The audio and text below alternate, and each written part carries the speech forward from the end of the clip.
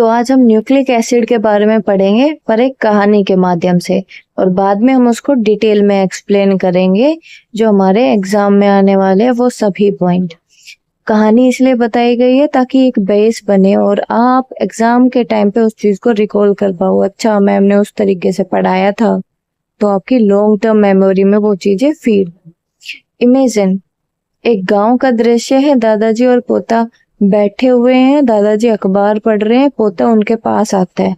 दादाजी आज स्कूल के अंदर एक टॉपिक पढ़ाया गया था जिसका नाम था न्यूक्लिक एसिड। मुझे तो कुछ भी समझ में नहीं आया, पता नहीं मैम ने क्या क्या पढ़ा दिया। ओहो, ठीक है बेटा, तो मैं समझाता हूँ तुम्हें न्यूक्लिक एसिड क्या होते हैं।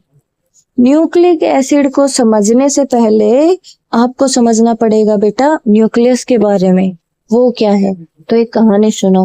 न्यूक्लियस एक राजा है जिसके पास एक किताब है, जादुई किताब, जिसकी मदद से वो अपना पूरा साम्राज्य चला रहा है। उस जादुई किताब का नाम है डीएनए। उसमें ये सब लिखा हुआ होता है कि कौन से सैनिक को कितनी संख्या मिली है, कहाँ उसकी पोस्टिंग है, कौन सा त्योहार हमने कब सेलिब्रेट करना है, कौन से रिसोर्स उसके साम्राज्य के अंदर है जिसको वो यूटिलाइज कर सकता है, टैक्स ले सकता है। तो ये सारी चीजें उसमें मेंशन होती है और वो भी फिक्स एकदम। और जो जो उसमें लिखा हुआ है उसको एग्जीक्यूट करवाने का काम आरएनए कर रहा होता है। तो इस तरीके से उस न्यूक्लियस राजा का साम्राज्य अच्छे से चल रहा होता है। तो मजे की बात ये है कि आप पूरे न्यूक्लियस को एक साम्राज्य से कंपेयर कर सकते हो ताकि आपको पढ़ने में आसानी हो। न्यूक्लियस वहां का राजा है जो आदेश देता रहेगा।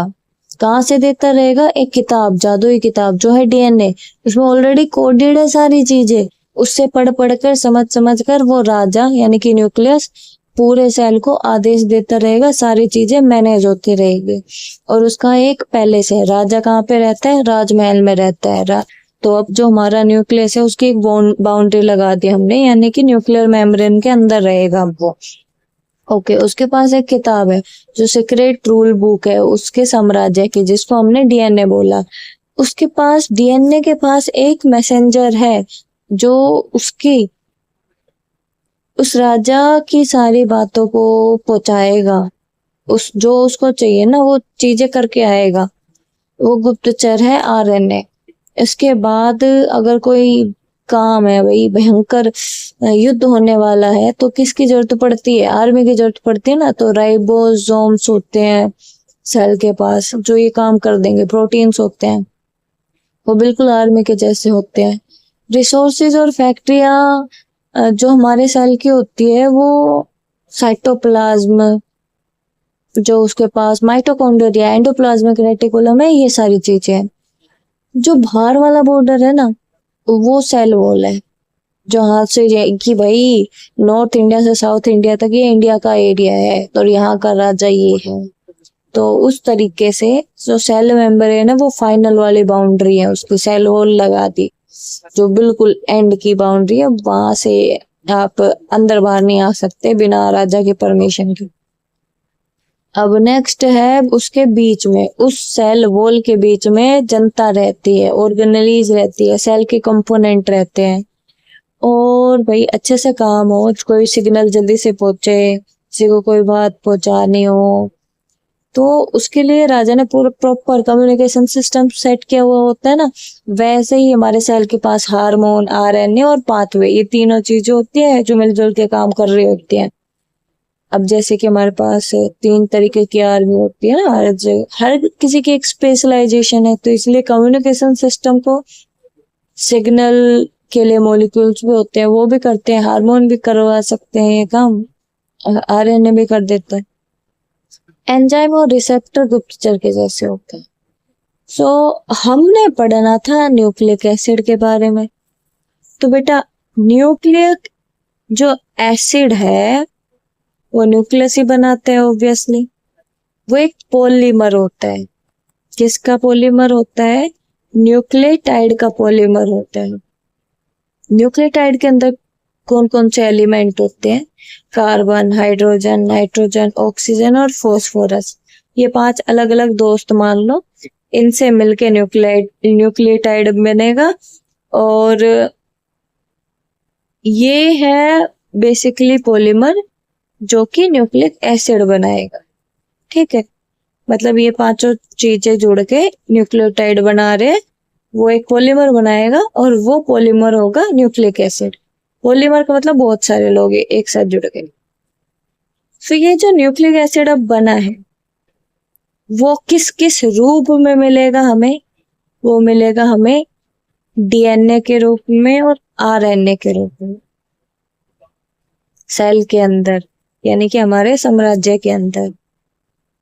और साम्राज्य तो एक कॉम्प्लेक्स सब्सटेंस होता ही हो, कॉम्प्लेक्स ऑर्गेनिक सब्सटेंस होता है हमारा डीएनए और आरएनए। ओके, तो अब ये जो 2 चीजें हमने बना दी है, उसका मेन फंक्शन क्या है? उसका मेन काम ये होता है कि जेनेटिक इंफॉर्मेशन, पूर्वजों से जो हमें इंफॉर्मेशन मिली है वो दूसरे लोगों को पहुंचाना, जो हमारी नेक्स्ट जनरेशन है। यानी कि तुम्हारे दादा की आंख कैसी थी, तो वो तुम्हें बताना कि भैया तुम्हें अपनी आंख भी ऐसी ही करनी, अपने परिवार से बाहर मत बन जाना किसी और के जैसे। ये कहाँ पे कोड है? डीएनए के। सेकंड, और क्या काम हो सकता है? जो हमारे प्रोटीन है, मैंने बताया था ना, आर्मी वगैरह, एंजाइम वगैरह। एंजाइम हमारे गुप्तचर है, आर्मी हमारी राइबोसोम और प्रोटीन मैंने आपको बताई। तो उनको रेगुलेट करना पड़ता है ना। कौन करेगा? डीएनए और आरएनए दोनों मिलके करेंगे। अब राजा की राइट हैंड लेफ्ट हैंड मान लो तुम, ये राइट हैंड हमेशा उनके अंदर ही रहेगा महल के, आरएनए बाहर तक घूम के आएगा, सारी चीजें मैनेज करेगा। तो ये दोनों आपस में मिलके एंजाइम का फॉर्मेशन करता है और प्रोटीन की सिंथेसाइज करते हैं, मतलब प्रोटीन को बनाते हैं, एंजाइम को भी बनाते हैं। इस कितना बनेगा कितना नहीं बनेगा ये कंट्रोल करेंगे डीएनए और आरएनए। चलो तो अब अपने एग्जाम के बेसिस पे लाइन बाय लाइन समझ लेते हैं इस चीज को। What are nucleic acid? Nucleic acid are macro molecule, बड़े बड़े मॉलिक्यूल होते हैं। Essential for all known form of life, सभी जो जीवित लोग आपको दिखाई दे रहे हैं उन सब के लिए जरूरी है ये nucleic acid. They are polymer composed of monomer called nucleotides. Monomer मतलब छोटे छोटे मॉलिक्यूल है, उनसे मिलकर ये पॉलीमर बना हुआ होता है। उन छोटे वाले मॉलिक्यूल को क्या बोलते हैं? न्यूक्लियोटाइड्स। टाइप्स क्या है भैया इनकी? डीएनए और आरएनए। डीएनए की full form dioxy ribo nucleic acid, RNA ribo nucleic acid. DNA क्या करता है? सिर्फ स्टोर करता है जेनेटिक इंफॉर्मेशन को, और आरएनए एग्जीक्यूट करता है उस इंफॉर्मेशन को, यानी कि प्रोटीन की सिंथेसिस में काम करता है, बनवाता है, जाके खड़ा होके देखता है तुम कैसा काम कर रहे हो। जब भी मैं न्यूक्लिक एसिड की बात कर रही हूँ उसका मतलब डीएनए और आरएनए दोनों की बात हो रही है यहाँ पे। अब इसका न्यूक्लिक एसिड का काम क्या होता है? बहुत सारे काम है इसके सेल के अंदर।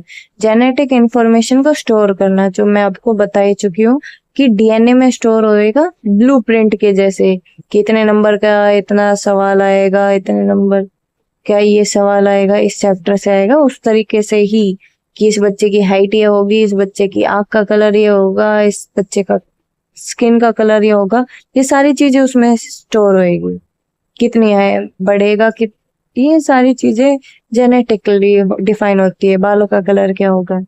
हेरिडिटी जो डीएनए के थ्रू ट्रांसमिट होएगी, हेरिडिटी को ट्रांसफर करना ये न्यूक्लिक एसिड का काम होता है। न्यूक्लिक एसिड का काम होता है, इसका मतलब क्या है कि DNA transmit genetic information from parents to offspring, यानी कि न्यूक्लिक एसिड में जो डीएनए है वो जीन से रिलेटेड, जो माँ बाप के जो जीन्स है उसमें जो जो इंफॉर्मेशन स्टोर है वो उसके बच्चे के अंदर ट्रांसफर कर देगी। कि बेटा तुम्हारे बाल ब्राउन कलर के ही होंगे। क्यों? क्योंकि तुम्हारे डीएनए में ये कोडेड है। तुम्हारी आईज ग्रे कलर की होगी, तुम्हारे स्किन का कलर डार्क होगा। सो ये सब कोडेड होता है। ट्रांसफर कौन कर रहा होता है? ये इंफॉर्मेशन डीएनए कर रहा होता है पेरेंट से ऑफस्प्रिंग में। तो ये चीजें किसके हाथ में है? चेंज करना किसी के हाथ में नहीं है, क्योंकि डीएनए में एक बार जो चीज कोड हो चुकी है वो कोड हो चुकी है, वही आगे ट्रांसफर होगी। स्टोर भी करता है और ट्रांसफर भी करता है। अब वो डोमिनेंस करे वो चीजें या नहीं, वो डिपेंड करता है। कभी कभी शो होगा, कभी कभी नहीं होगा। अगर मम्मा पापा के जो गुड ट्रेड्स है वो अगर डोमिनेंस में है तो वो ट्रेड शो होगा, अगर नहीं है तो वो ट्रेड शो नहीं होता है। अब यहाँ पे लिखा है protein synthesis, RNA molecule, mRNA, tRNA, rRNA are involved in the synthesis of protein। यानी कि जो न्यूक्लिक एसिड है ना वो प्रोटीन को बनाएगा। आरएनए के जो मॉलिक्यूल्स होते हैं, mRNA होगा, tRNA होगा, RNA होगा, ये सब के सब प्रोटीन को बनाने में मदद करते हैं। कौन मदद करते हैं? आरएनए के मॉलिक्यूल, यानी कि न्यूक्लिक एसिड में कौन सा? आरएनए क्या मदद कर रहा है? प्रोटीन को सिंथेसाइज करने में मदद कर रहा है। नेक्स्ट क्या है हमारे पास? सेल का फंक्शन, मतलब सेल अच्छे से काम करे, वो किसका काम है? न्यूक्लिक एसिड का काम है। Nucleic acid regulate various cellular process and function. Cell के अंदर कोई भी काम हो रहा है उसको रेगुलेट करना, उसको अच्छे से प्रोसेस करवाना कि वो अच्छे से एग्जीक्यूट हो, इसमें रोल होता है न्यूक्लिक एसिड का। ओके, अब है हमारे पास कंपोनेंट ऑफ न्यूक्लिक एसिड कि क्या क्या है भाई उसमें। Nucleic acid are composed of repeating unit of nucleotide. एक न्यूक्लियोटाइड, फिर उसमें दूसरा न्यूक्लियोटाइड, फिर तीसरा न्यूक्लियोटाइड, फिर चौथा न्यूक्लियोटाइड, सबको आपने जोड़ दिया, क्या बन जाएगा? न्यूक्लिक एसिड बन जाएगा। ये लिखा हुआ है कंपोनेंट ऑफ न्यूक्लिक एसिड का मतलब है बार बार न्यूक्लियोटाइड को रिपीट करे जाओ, जोड़े जाओ, जोड़े जाओ, जोड़े जाओ, न्यूक्लिक एसिड बन जाएगा। Each nucleotide consist of 3 component. अब जो न्यूक्लियोटाइड हम जोड़ रहे हैं न्यूक्लिक एसिड बनाने के लिए, उसमें क्या 3 कंपोनेंट्स होते हैं? देखो, पहले तो यहाँ पे एक लाइन लिखी हुई है, कंपोनेंट नहीं है, ये लाइन लिखी हुई है न्यूक्लियोटाइड्स के ही बारे में। The building block of nucleic acid. ईट है ये न्यूक्लिक एसिड बनाने की, ये समझ लो। ईट में ईट जोड़ते हो दीवार बन जाती है, वो दीवार है न्यूक्लिक एसिड, ईट है हमारा न्यूक्लियोटाइड। अब देखो ये किससे, न्यूक्लियोटाइड किससे बना हुआ होता है? ये बनाया होता है नाइट्रोजन बेस से, शुगर से और फॉस्फेट से। Base, nitrogen base, base, okay. So पहला नाइट्रोजन बेस है एडिनाइन, ए से डिनोट करते हैं। गुएनाइन, जी से डिनोट करते हैं। साइटोसिन, सी से डिनोट करते हैं। थायामाइन, टी से डिनोट करते हैं। ये 4 नाइट्रोजन बेस, ये 4 nitrogen base adenine, guanine, cytosine, thiamine, ये डीएनए के अंदर होते हैं भाई। लेकिन न्यूक्लिक एसिड तो आरएनए भी तो न्यूक्लिक एसिड था, वो भी तो न्यूक्लियोटाइड से बन रहा था। तो उसमें कौन से नाइट्रोजन बेस होते हैं? उसमें नाइट्रोजन बेस होते हैं एडेनाइन, गुएनाइन, साइटोसिन और यूरेसिल। यूरेसिल होता है ईट, जो तुम दीवार बना रहे हो वो भी तो अलग अलग तरीके की आती है ना, छोटी ईट, बड़ी ईट, तो वही समझ लो। एक डीएनए है, एक आरएनए। दोनों अलग है। बाकी तो देखो मेन चीज मिट्टी से ही बनी हुई होंगी बहुत, लेकिन थोड़ा सा टाइप बदल गया ना, एक बन रहा है थायमाइन से, एक बन रहा है यूरेसिल से। ओके समझ गए। आगे बाकी ईंट भट्टा ये सब पका के तो बड़ चिनोगे वो दीवार। तो न्यूक्लियोटाइड के अंदर नाइट्रोजन बेस के बारे में तो हमने पढ़ लिया कि डीएनए में क्या होता है, आरएनए में क्या होता है। लेकिन न्यूक्लियोटाइड के अंदर जो शुगर होती है, डीएनए में डाईऑक्सी राइबो ये वाली शुगर है, और आरएनए में राइबोज नाम की शुगर है। डीऑक्सी राइबोज किसमें है? डीएनए में शुगर है। और राइबोज किसमें है? आरएनए में शुगर है। फॉस्फेट क्या है? ग्रुप ऑफ फॉस्फेट है, जो शुगर को जोड़ के रखने का काम करेगा। ये फॉस्फेट का बस इतना सा ही काम होता है। ये कंपोनेंट है न्यूक्लियोटाइड का। सो न्यूक्लियोटाइड का कंपोनेंट है फॉस्फेट तीसरा। एंड उसके बाद देखो डीएनए और आरएनए के बारे में पढ़ रहे हैं। डीएनए क्या है? Deoxy ribo nucleic acid. इस न्यूक्लिक एसिड में भी क्या? Deoxy ribo nucleic acid. क्यों? क्योंकि इसमें डीऑक्सी राइबो ये इसकी शुगर का नाम है। स्ट्रक्चर क्या होता है इसका? डबल स्टैंड हेलिक्स, दो रस्सियों को आपस में लपेट दो, यही वो स्ट्रक्चर है। बेस क्या है इसमें? AGCT, एडेनिन, गुआनिन, साइटोसिन और थाइमाइन। शुगर क्या है? डीऑक्सीराइबोज। लोकेशन क्या है? मैंने बताया था ना कि भाई डीएनए वो किताब है जो मैल से बाहर नहीं जानी चाहिए, सारे कानून तो उसी में लिखे हुए हैं। तो ये वही है, इसकी लोकेशन बस न्यूक्लियस के अंदर होती है। फंक्शन जेनेटिक इंफॉर्मेशन को स्टोर करता है। आरएनए क्या है? राइबोन्यूक्लिक एसिड है। राइबोन्यूक्लिक एसिड क्यों पड़ा इसका नाम? क्योंकि राइबोज इसके अंदर शुगर है। स्ट्रक्चर क्या है? अकेली रस्सी है, बेचारी काम करके अकेले हो गई ये तो। ओके बेस क्या है? एडेनिन, गुआनिन, साइटोसिन और यूरेसिल। शुगर मैं बात कर चुकी हूँ, राइबोज है। लोकेशन क्या है? कभी मैल के भीतर, कभी मैल के बाहर। एक खटोला मैल के भीतर, एक खटोला मैल के बाहर। तो लोकेशन आरएनए की क्या होती है? न्यूक्लियस और साइटोप्लाज्म दोनों जगह ये पाई जाएगा। प्रोटीन सिंथेसाइज करना इसका काम है। प्रोटीन का काम क्या है भाई? सेल को बताते रहना, सेल को फटाफट काम करवाना। तो यही तो बेसिकली काम होता है यहाँ पे।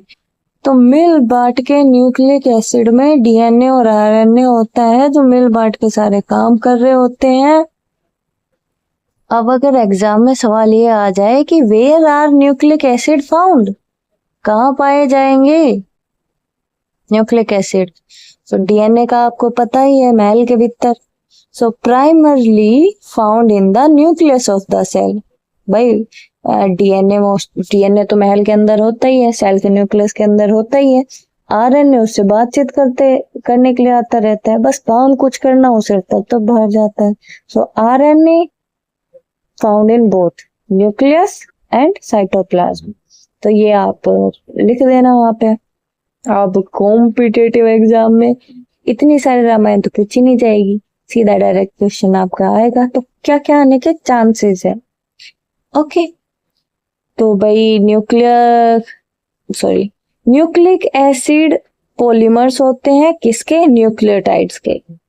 डीएनए के अंदर जेनेटिक कोड होता है, आरएनए उसको एग्जीक्यूट करने में मदद करता है, यानी कि उस कोड को एग्जीक्यूट करने में मदद करता है। डीएनए थाइमाइन का यूज करता है, लेकिन आरएनए यूरेसिल का यूज करता है। डीएनए दो रस्सी वाला स्ट्रक्चर है, डबल स्ट्रैंड स्ट्रक्चर होता है। आरएनए सिंगल स्ट्रैंड स्ट्रक्चर है।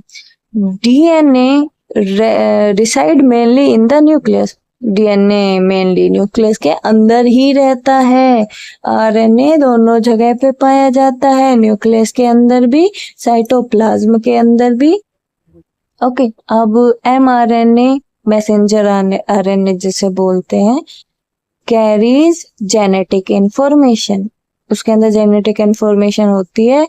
ये डीएनए से उस जेनेटिक इंफॉर्मेशन को राइबोसोम के पास लेके जाएगा। राइबोसोम हमारी आर्मी है, वो पकड़ पकड़ के सारा काम सबसे करवा सकती है हथियार के दम पे। ओके, अब टीआरएनए क्या है भाई? TRNA transfer amino acid to ribosome during protein synthesis. TRNA transfer करता है अमीनो एसिड को। अमीनो एसिड क्या है? प्रोटीन को सिंथेसिस के लिए जो बेस यूनिट होती है वो अमीनो एसिड होती है ना। तो प्रोटीन, तो आप प्रोटीन बना रहे हो तो ऑब्वियसली उसका जो बेस यूनिट है, यानी कि अगर ईंट में ईंट जोड़ते तो दीवार बनते हैं ना, तो उस प्रोटीन की जो ईंट है वो क्या है? यहाँ पे अमीनो एसिड होती है। अमीनो एसिड में अमीनो एसिड जोड़ोगे तभी तो प्रोटीन का सिंथेसिस होगा। तो इसीलिए मजदूर बनाते हैं ना दीवार को, दीवार मजदूर बनाते हैं। मजदूर को आप ईंट ला के देते हो तभी वो दीवार बनाते। तो यहाँ पे मजदूर है राइबोसोम। अमीनो एसिड लाके देना पड़ेगा। लाके कौन देगा? आरएनए लाके देगा। आरएनए उस राइबोसोम को अमीनो एसिड लाके देगा, वो अमीनो एसिड से प्रोटीन बनाएगा। ओके, तो ये हमने सीख लिया। फिर हमारे पास आते हैं आरएनए क्या है? आरएनए कंपोनेंट है राइबोसोम के। आरएनए क्या है? कंपोनेंट है राइबोसोम के। भूल मत जाना, बिल्कुल भी नहीं। मैंने अभी कंपैरिजन किया था मजदूरों के साथ राइबोसोम का, याद रखने के लिए है, ये कोई असली बात नहीं है। देखो मुझे भी नहीं पता मैंने वीडियो में आपको समझाने के लिए क्या क्या बोला है, बट पर्पस क्या है? पर्पस ये है आपकी लॉन्ग टर्म मेमोरी में सारी चीजें फीड हो। सो बेसिकली हमने सीखा कि एमआरएनए जेनेटिक इंफॉर्मेशन डीएनए से राइबोसोम में लेकर जाएगा। एमआरएनए क्या करता है?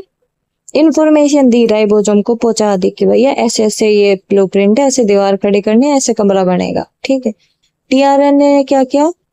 ईंट को लेके आया और मजदूरों को पकड़ाई ताकि दीवार बनाई जा सके। मतलब अमीनो एसिड लेके आए, एमआरएनए अमीनो एसिड लेके आए, सॉरी टीआरएनए अमीनो एसिड लेके आए राइबोसोम के पास ताकि वो प्रोटीन सिंथेसिस कर सके। आरएनए सबसे लास्ट वाला कंपोनेंट है। किसका कंपोनेंट है? राइबोसोम का कंपोनेंट होता है ये। राइबोसोमल आरएनए उसको बोलते हैं। इसका बेसिकली काम प्रोटीन की फैक्ट्री तैयार कर देता है। इस तरीके से आप याद रख लो कि प्रोटीन की फैक्ट्री तैयार कर देता है। सो आई थिंक अब आपने सब कुछ सीख लिया है एंड वीडियो आई थिंक आपको अच्छी लगी होगी, तो प्लीज लाइक करके जाना और इस चैनल की सभी वीडियोस आप देखिए, सब्सक्राइब कीजिए मेरे चैनल को ताकि मुझे भी थोड़ा मोटिवेशन मिले, मैं अच्छे से रिसर्च करके अच्छे अच्छे टॉपिक पे वीडियोस बना पाऊँ। Thank you so much. Stay connected to my YouTube channel. So आज हमने क्या क्या कवर किया? सारी एसेंशियल चीजें जो न्यूक्लिक एसिड के बारे में थी वो हमने पढ़ ली है। इससे बाहर अगर एग्जाम में आ जाए तो आके कमेंट करके जाना कि मैडम आपने ये नहीं पढ़ा है और ये चीज एग्जाम में पूछ ली गई। मुझे भी तो पता चली कि ऐसी कौन सी चीज बच गई इस टॉपिक के अंदर जो मैंने इसमें कवर नहीं की। जो इजीएस्ट वे था वो मैंने किया यहाँ पे।